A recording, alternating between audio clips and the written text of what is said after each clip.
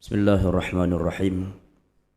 Ila hadratin Nabi Mustafa sallallahu alaihi wasallam wa kafatul anbiya wal mursalin wal malaikatul muqarrabin wa khususan ruhi sayyidina Muhammad sallallahu alaihi wasallam wa ila ruhi syekhina asy-syekh al-imam hujjatul Islam Abu Hamid Muhammad bin Muhammad al-Ghazali at-Tusi rahimahullahu taala wa ila ruhi syekhina asy-syahid asy-syekh Abdul Samad bin Abdul Rahman bin Abdul Jalil al-Filimbani rahimahullahu taala wa ila ruhi syekhna asy-syekh Nawawi bin Umar al-Bantani Subnaki rahimahullahu taala wa ila ruhi syekhna asy-syekh Waliullah bi Amr Muhammad Khalid bin Abdul Latif al-Bankalani rahimahullahu taala wa ila ruhi syekhna asy-syekh Muhammad Ma'sum bin Ahmad al-Lasimi rahimahullahu taala wa ila syekhna al-Musnid dunya asy-syekh Muhammad Yasin bin Isa al-Fadani al-Makki rahimahullahu taala wa ila syekhna asy-syekh Ahmad Fahmi bin Zamzam al-Banjari an-Nadwi al-Maliki hafizahullahu taala wa ila muallimina wa ila walidina sya'lahumul Fatihah.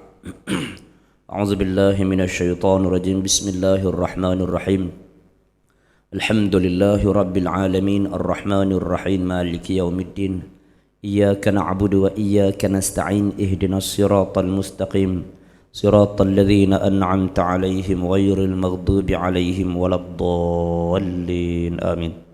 A'udzu billahi samil alim minasy syaithanir rajim. Bismillahirrahmanirrahim. Assalamualaikum warahmatullahi taala wabarakatuh.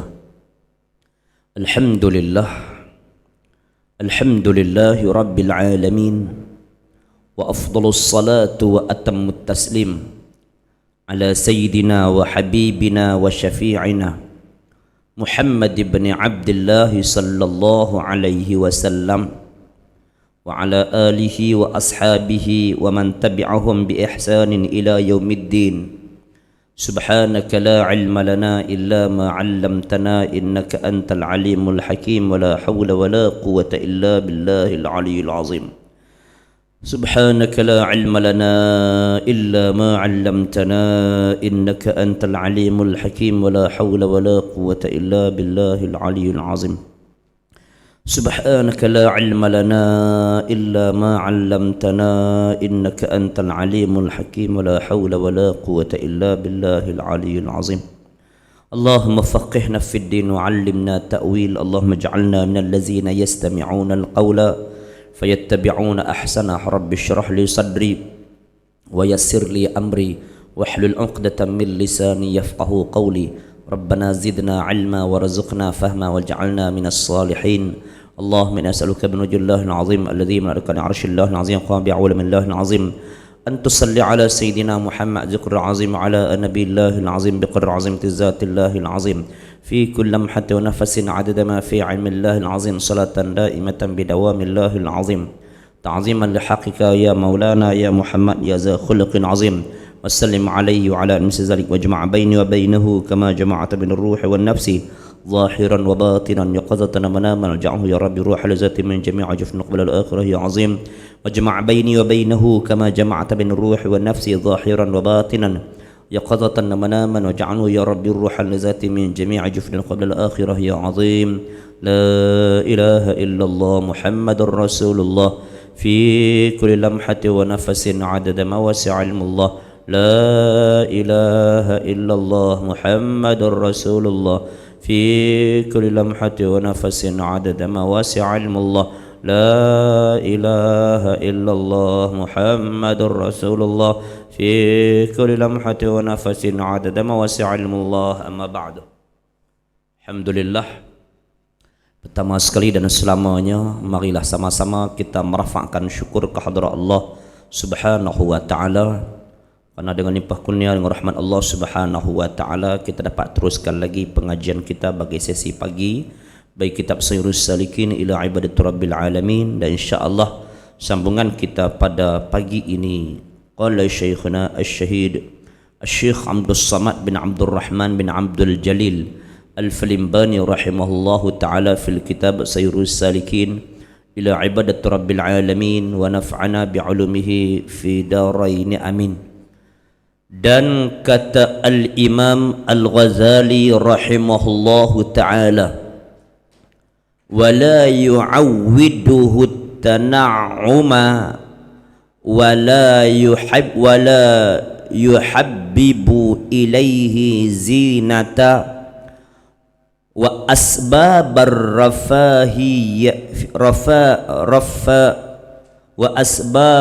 rafahiyati fayudayyi'u umrahu fi talabiha ila kabura wa yahliku halakil abadi.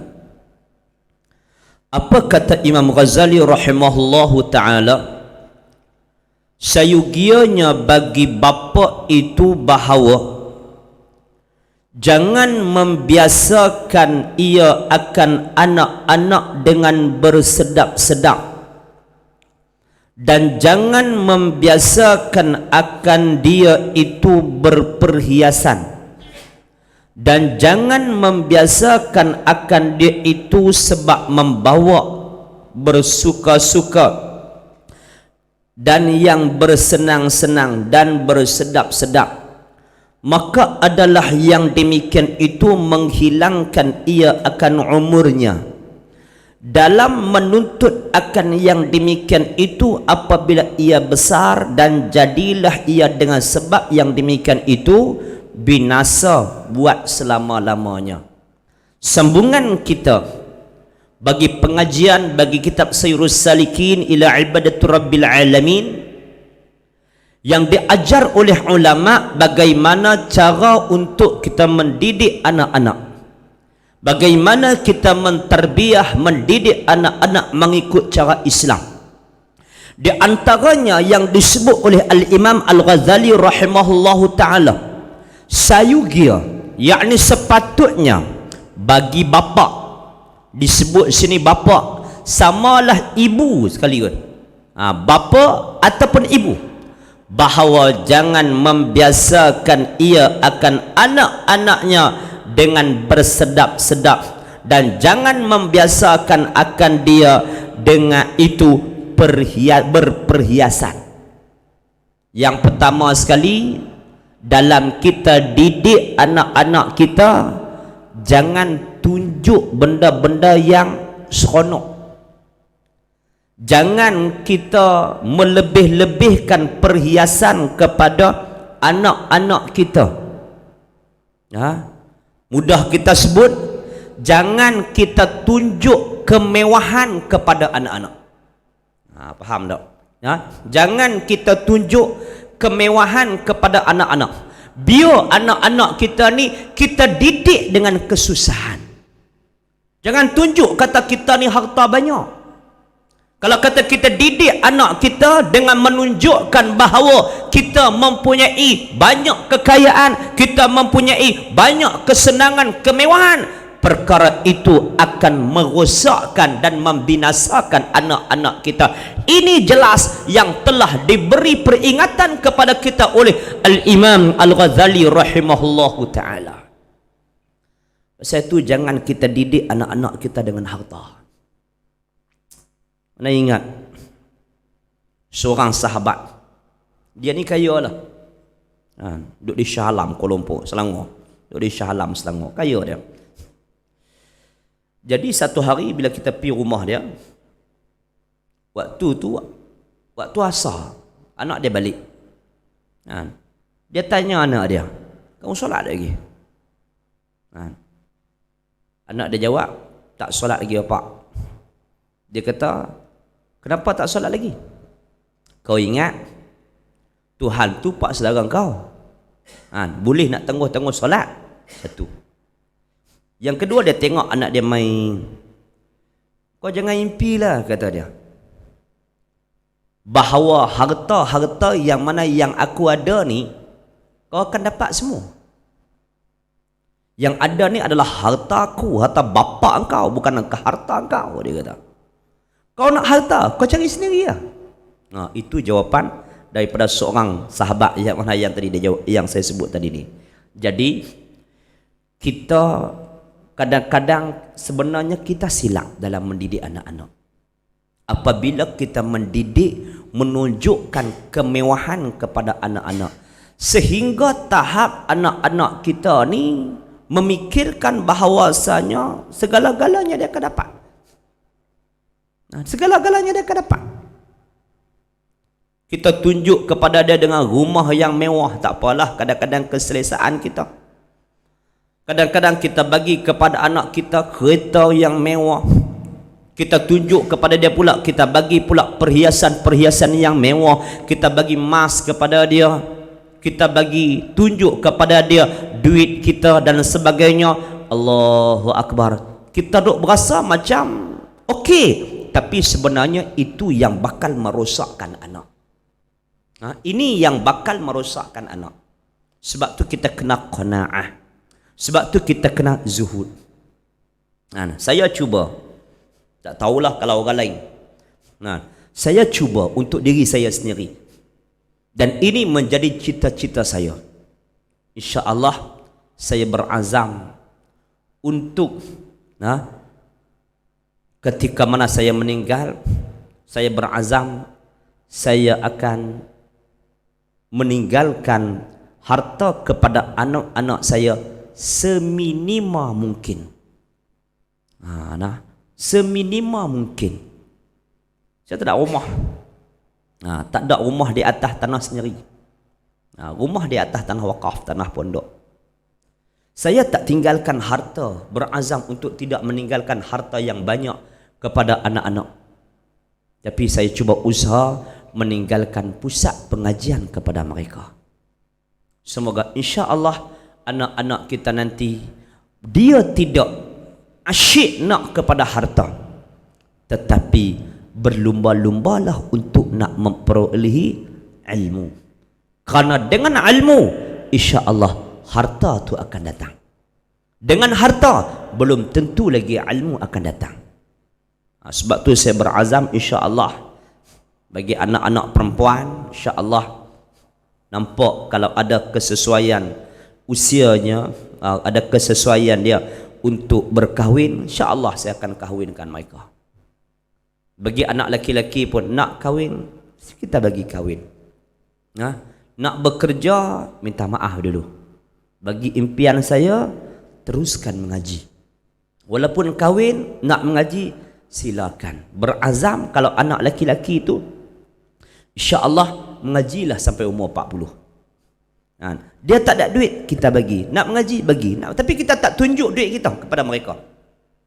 Sangat-sangat pantang kalau kata kita tunjukkan duit kepada anak-anak kita. Cukup pantang.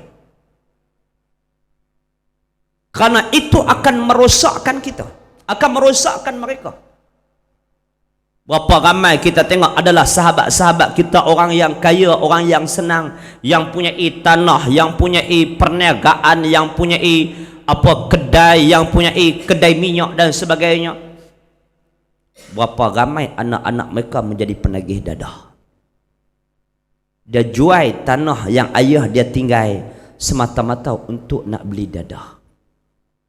Dia jual kedai yang mana yang anak dia, yang ayah dia tinggal semata-mata untuk nak beli dadah. Dia gadai itu, dia gadai ini, Masya Allah. Sebab apa? Apabila kita tunjuk kepada anak-anak kita harta. Cukup kita ini didik anak kita ini hidup dengan selesa, cukup makan, cukup pakai. Jangan sesekali tunjukkan berapa jumlah duit kita kepada anak-anak. Kita ambil contoh P. Ramlee dalam filem Tiga Abdul. Kita tengok bagaimana kalau anak-anak dia yang mana yang anak nombor 2 sama dengan anak nombor 2. Anak yang pertama, anak nombor 2, dia nampak harta ayah dia banyak ni, sehingga mereka ni minta bilalah ayah ni nak mati. Sebab ayah harta banyak.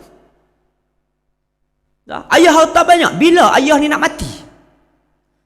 Mereka mendoakan sampai mereka usah nak bagi macam mana bagi ayah dia mati. Bila ayah mati sahaja berebut macam mana nak agihkan harta. Bila selesai agihkan harta apa semua, kemudian dia fikir pula setelah harta pun semua dah jual, yang ni dapat penyanyi, yang ni dapat yang ni. Adik dia tak dapat apa. Tapi kita tengok macam mana apa yang dilakukan oleh Ismi Ulam Raja. Dia simpan harta dia itu kepada seorang peguam. Peguam tu dia tahu bila anak dia mati, bila dia mati, maka dia bagi tahu kepada anak dia bahawa ada banyak lagi harta. Ni dia sembunyi, dia tak tunjuk ke anak dia. Dia tak tunjuk semua ke anak dia. Kalau tunjuk kepada yang dua orang tadi ni, habis lah. Sebab tu kita jangan sesekali tunjukkan harta yang banyak itu kepada anak-anak kita. Duk tunjuk tanah kita banyak, aset kita banyak, harta kita banyak, rumah kita banyak, duit kita banyak, sehingga anak-anak kita dia akan merosakkan diri dia. Dia tak nak mengaji sebab dia kata apa? Kekayaan ayah aku akan jatuh pada tanganku. Dia tak nak menuntut ilmu sebab bagi dia segala apa yang ada pada ayah dia tu akan turun kepada dia. Bisnes ayah dia, perniagaan ayah dia, semua dia ada. Tak perlu pun ngaji.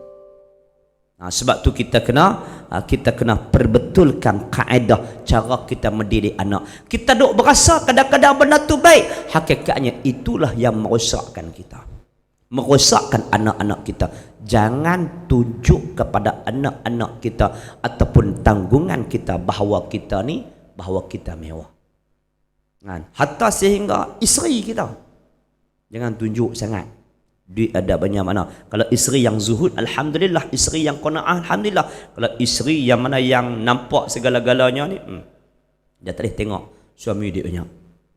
Sebab tu jangan tunjukkan kepada anak kita, mereka tanggungan kita ini, bahawa banyaknya harta, banyak kita ni perhiasan-perhiasan. Jangan duk ajar sangat bagi emas, bagi kereta, bagi motor, bagi itu, bagi ini, tanpa keperluan. Hatta handphone sekalipun, benda yang mana kalau tak keperluan, jangan duk bagi. Tu. Kita kena ingat. Dan jangan membiasakan akan dia itu akan sebab membawa kepada bersuka-suka dan bersenang-senang dan bersedap-sedap. Pergi melancong sana, pergi melancong sini, belanja itu, belanja ini. Saya dididik oleh ayah, alhamdulillah, seorang ayah yang saleh, yang mendidik saya, Allahu Akbar, dengan penuh kesusahan. Itulah sebagai motivasi kepada kita bagaimana dia mendidik anak-anaknya, mengutamakan pendidikan agama. Mengutamakan pendidikan agama. Ayah tak pernah beli benda-benda yang mana yang melalaikan. Contoh kita kata apa? Kalau orang zaman-zaman saya dulu pakai seluar pendek, ayah tak pernah beli seluar pendek kepada kami.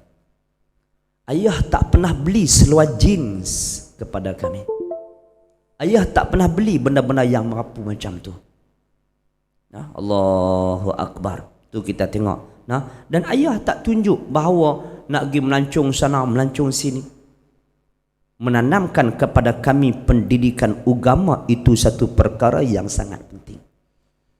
Masya Allah, hasil didikan ayah begitu, alhamdulillah, sebahagian besar daripada anak-anak ayah yang mana yang berjaya dalam menuntut ilmu agama Allah Subhanahu wa ta'ala. Tak tunjuk mewah. Kadang-kadang anak-anak orang kaya melancong sana, melancong sini. Anak nak duit minta ke ayah, anak nak duit minta ke ibu. Tetapi Allahu Akbar, tetapi kita tengok anak-anak dia akan menjadi merosakkan diri mereka sendiri dengan sebab salah kita sendiri. Allahu Akbar. Maka adalah yang demikian itu, dengan kita bagi mereka mewah dan sebagainya, itu akan menghilangkan ia akan umurnya. Dia banyak bagi hilang umur. Macam mana yang dikatakan bagi hilang umurnya? Dengan cara dia, iaitu banyak buang masa. Dia banyak buang masa dia banyak dia melakukan benda-benda yang mana yang lalai. Dia banyak buang masa dia dengan main. Dia banyak buang masa dia dengan handphone. Dia banyak buang masa dia dengan televisyen. Saya ayah dididik tidak ada televisyen di rumah. Tidak ada televisyen di rumah. Hasil didikan ayah sehingga hari ini kita tak tertarik pun dengan televisyen. Masya Allah. Tu kita lihat. Kerana apa? Semua tu buang umur kita. Banyak buang umur kita, banyak mengsia-siakan kita. Yang ni yang mana yang kita takut. Muslimin muslimat yang dirahmati Allah sekalian, menghilangkan akan umurnya di dalam menuntut yang demikian itu apabila ia besar. Dia dewasa, dia nak yang tu. Ayah aku tokek minyak, aku nak sambung kerja tokek minyak ayah aku. Dia mengaji, dia malas itu, dia malas. Sebab apa? Bagi dia, apa yang dimiliki oleh ayah dia sudah cukup untuk dia meneruskan kehidupan. Dia tak perlu pun membina kehidupan yang baru, sedangkan apa yang ayah dia ada sudah cukup untuk dia meneruskan. Kerja buat ayah dia ini menyebabkan dia ini lalai dengan apa yang mana yang dia miliki. Maka jadilah ia dengan sebab itu buang masa dan merosakkan bagaimana apa kehidupan dia, dan jadilah ia dengan sebab yang demikian itu binasa selama-lamanya.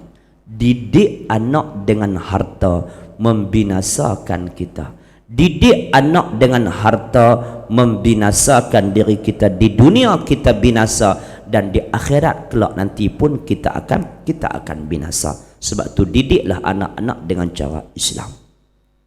Dan kata Al-Imam Al-Ghazali rahimahullahu ta'ala lagi, bal yanbaghi an yaraqibahu min awwali amrihi fala yasta'milu fi hadanatihi wa irdaihi illa mar'atan salihatan mutadayyinatan ta'kulul halala wa innal labana al-hasila minal halali fihi barakatun wal labanu hasilun minal harami la barakata fihi.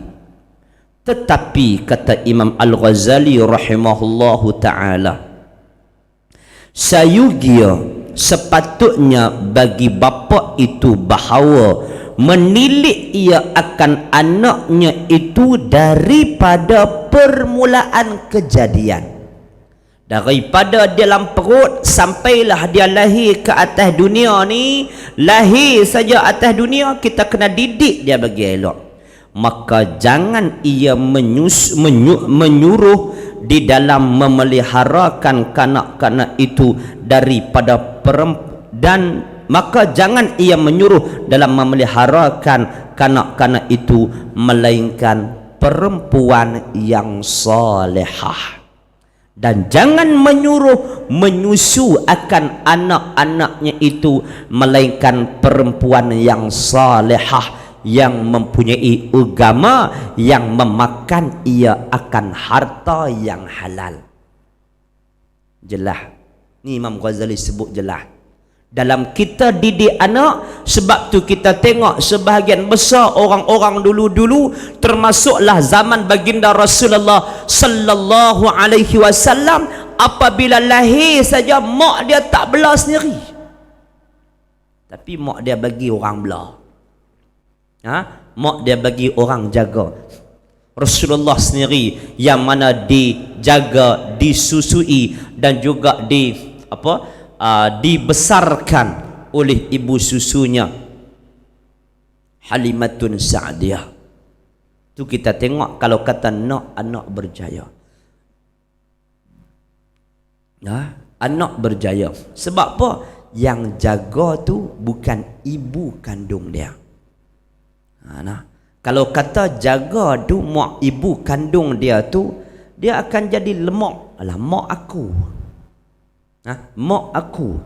Tapi kalau yang jaga tu bukan ibu kandung dia, jadi dia membesar dalam keadaan walaupun ibu kandung dia tu biasa apa semua ni, tapi dia merasakan bahawasanya dia bukan sebahagian daripada keluarga mereka tu.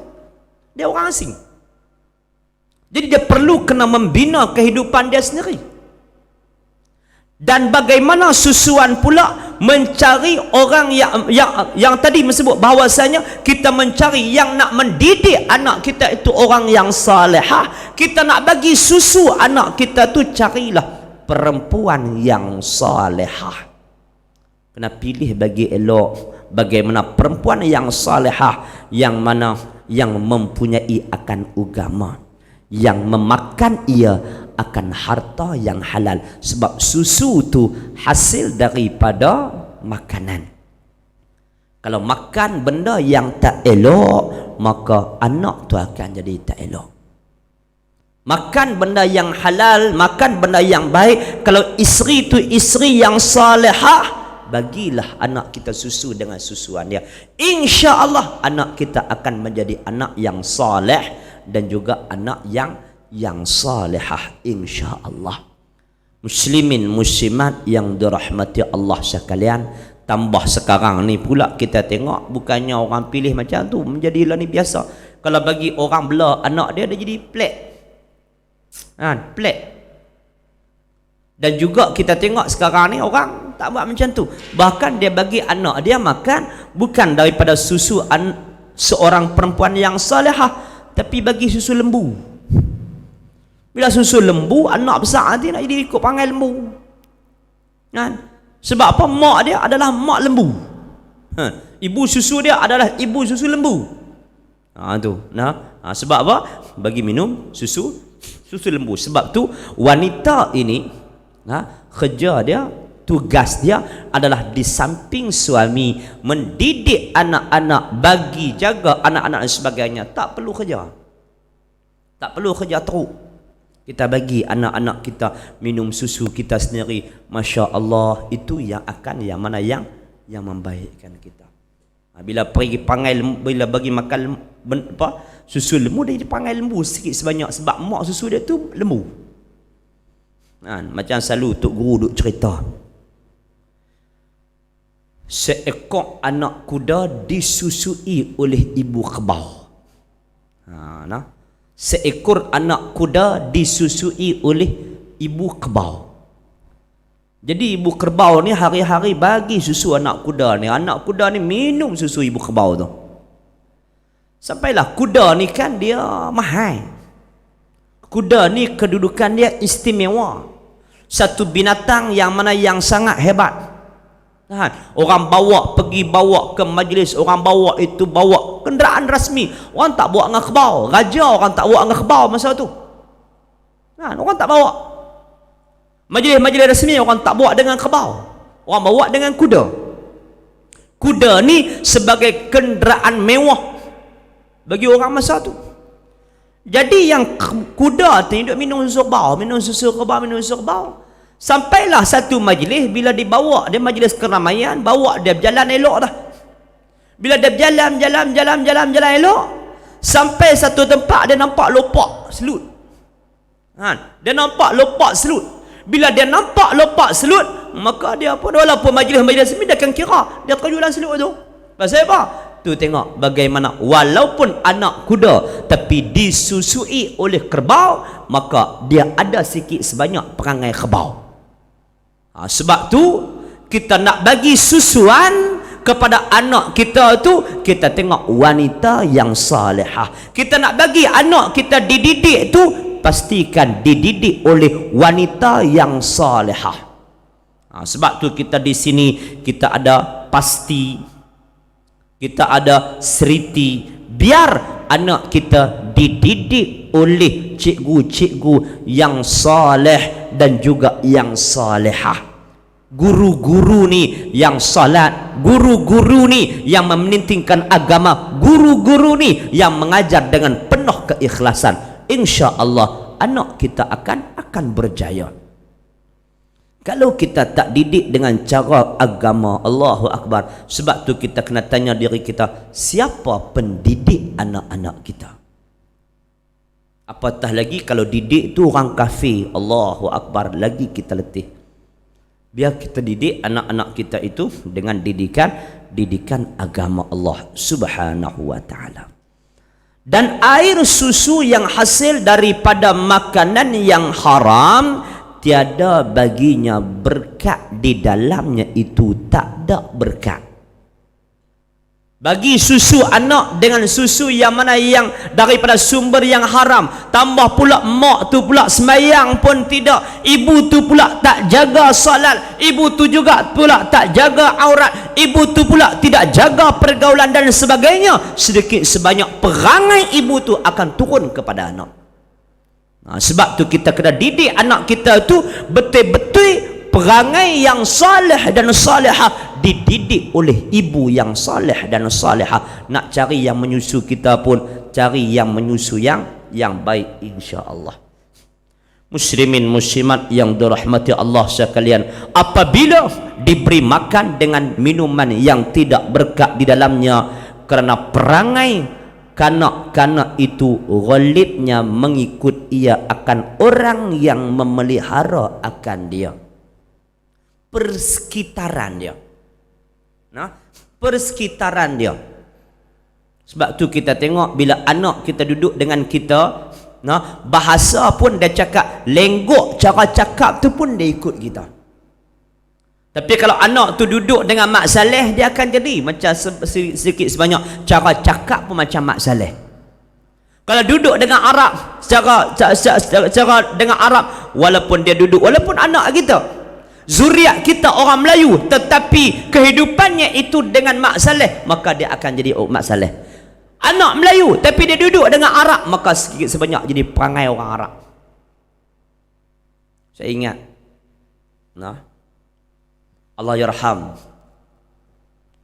Tuan Guru Haji Yahya Toha rahimahullahu ta'ala. Dia ketika mana dia pergi ke Mekah bersama dengan isteri-isteri dia. Bila dia pergi ke Mekah dengan isteri-isteri dia tu, ada bersama dia tu seorang anak kecil. Anak kecil nama Ismail, kalau tak salah ingat. Jadi dia bila pergi ke Mekah di sana, maka dia tinggalkan Ismail ni duduk dengan tok dia, dengan atuk dia di Mekah. Tok Saleh atau Tok Haji Yahya balik dengan isteri-isteri dia semua balik ke Malaysia. Tinggallah anak di sana. Dan anak ni kehidupan dia, persekitaran dia duduk dengan Arab, berkawan dengan Arab dan sebagainya, sampai dia balik, sampai bahasa Melayu pun dia tak erti, sedangkan dia orang Melayu. Sampailah satu ketika bila dia mengaji sana apa semua, hebat mengaji sana, dia nak baliklah ke Malaysia, rumah pak dia di Malaysia. Daripada kecil dia duduk di Arab, persekitaran dia duduk dengan Arab, sampai cakap Melayu pun tak apa nak erti. Dia balik Malaysia, dia tengok-tengok, Allahu Akbar, dia kata apa dekat pak dia, dia tak sedar rupanya dia ni anak orang Badui. Dia kata, pasal apa anak orang Badui? Rumah tepi sungai. Masa tu pula pakai dapur kayu, elektrik pun tak ada. Allahu Akbar. Ini yang diceritakan oleh Al-Fadhil Ustaz Sabri, adik kepada Ismail ni. Allahu Akbar. Sehingga menyebabkan fikiran dia agak terganggu. Dia macam tak boleh terima hakikat bahawa mak ayah dia bukannya orang bandar. Dia duduk di Mekah. Mekah kan menjadi satu bandar pada ketika itu. Bila dia balik Malaysia tengok, Masya Allah, dia tak terima hakikat macam tu. Tu kita lihat. Contohnya, persekitaran itu membantu keadaan. Sebab tu saya sebut, bila kita duduk di pondok, persekitaran pondok itu membantu kita dalam mendidik anak-anak kita dalam pada jalan Allah Subhanahu wa ta'ala, insya-Allah. Muslimin muslimat yang dirahmati Allah sekalian, kerana perangai kanak-kanak itu ghalibnya mengikut ia akan orang yang memelihara akan dia, dan mengikut bagi air susu perempuan yang menyusu akan dia itu. Sebab tu kalau kita tengok pasal anak kita ada sedikit sebanyak perangai seorang perempuan ni, kita cek balik dia pernah minum susu dia tak? Bila pernah minum susu dia maka jadi lagu tu. Tapi kebelakangan akhir zaman ni banyak jadi apa, minum susu lembu. Bila minum susu lembu, anak jadi perangai lembu, pergaulan jadi macam lembu, kehidupan jadi macam lembu. Tu kita kena jaga, insya-Allah. Kalau kata yang tak ada susu tu nak buat macam mana? Dah darurat. Tapi selagi mana kalau kata kita ada susu, berilah susu kita sendiri. Janganlah bagi susu lembu ke anak kita, insya-Allah.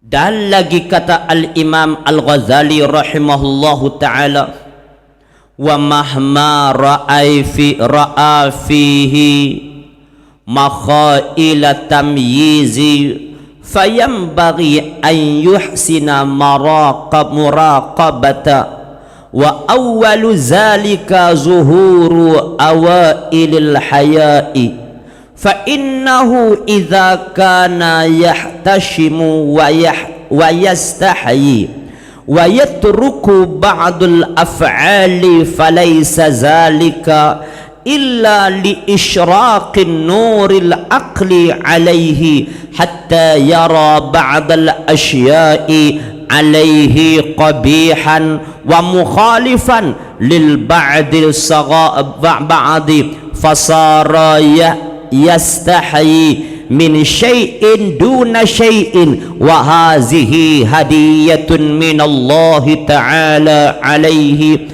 wa bisyaratun tadullu ala al-i'tidali akhlaqi wa safa'il qalbi wa huwa mubasharun bikamalil aqli inda bulughi fasabiyyun mustahyi la yanbaghi ayyahmala bal yasta'anu ala ta'dibi bihayaihi wa tamyizihi. Dan manakala nyata kanak-kanak itu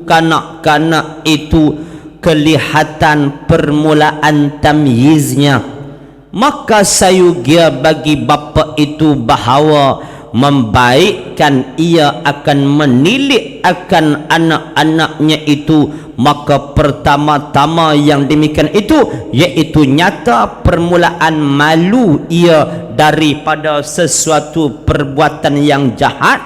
Maka jika ada malu ia dan meninggalkan ia setengah daripada beberapa perbuatan kejahatan yang dimalui akan yang di hadapan orang banyak, maka tiada ada yang demikian itu melainkan kerana martabat nurul aqli itu atas hingga melihat ia akan setengah daripada sesuatu perbuatan yang keji yang menyalahi bagi pekerjaan yang baik itu, maka jadi malu ia. Panjang lagi tajuk perbahasan kita nak bahas pula setelah anak itu mumayyiz macam mana pula. Ni kali ni kita malam ni pagi ni kita bahas iaitu perbahasan bagaimana tajuk anak-anak kita apabila menyusu.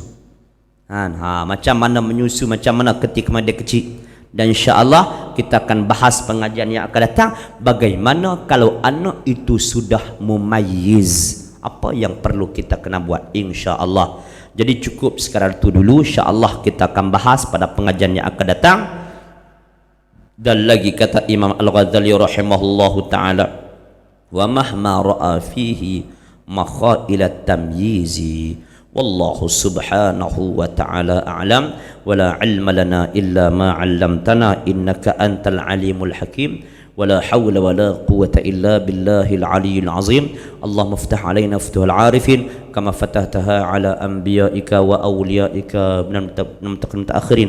اللهم إنك تعلم أن هذه القلوب قد اجتمعت على محبتك واتقت على طاعتك وتوحدت على دعوتك وتعاهدت على نصرة الشريعة، فوسق اللهم رابطتها، فسق اللهم رابطتها، فسق اللهم رابطتها، وأدم ودها واهدها سبلها، واملأها منك الذي لا يخبو، واشرح صدر فيض الإيمان بك جميعا عليك، وأحياء معرفتك، وأميت على شرط في سبيلك، إنك نعم المولى ونعم النصير. صلى الله على سيدنا محمد وعلى آله وصحبه وسلم، والحمد لله رب العالمين. السلام عليكم ورحمة الله تعالى وبركاته. سبحانك اللهم وبحمدك، أشهد أن لا إله إلا أنت، أستغفرك وأتوب إليك. بسم الله الرحمن الرحيم. والعصر إن الإنسان لفي خسر إلا الذين آمنوا وعملوا الصالحات وتواصوا بالحق وتواصوا بالصبر، والحمد لله رب العالمين. يا ربنا اعترفنا بأننا أقترفنا وآننا أسرفنا على لظى أسرفنا. يا ربنا اعترفنا بأننا أقترفنا وآننا أسرفنا على لظى أسرفنا. فتب علينا توبة تغسل لكل حوبة، واستر لنا العورات وآمن الروعات. فتب علينا توبة تغسل لكل حوبة، واستر لنا العورات وآمن الروعات. يا ربنا اعترفنا بأننا أقترفنا وآننا أسرفنا على لظى أسرفنا. يا ربنا اعترفنا بأننا أقترفنا وآننا أسرفنا على لظى أسرفنا. واغفر لوالدينا ربي ومولودينا والآل والإخوان وسائر الخلان. واغفر لوالدينا ربي ومولودينا والآل والإخوان وسائر الخلان. يا ربنا اعترفنا بأننا أقترفنا وآننا أسرفنا على لظى أسرفنا. يا ربنا اعترفنا بأننا أقترفنا وآننا أسرفنا على لظى أسرفنا.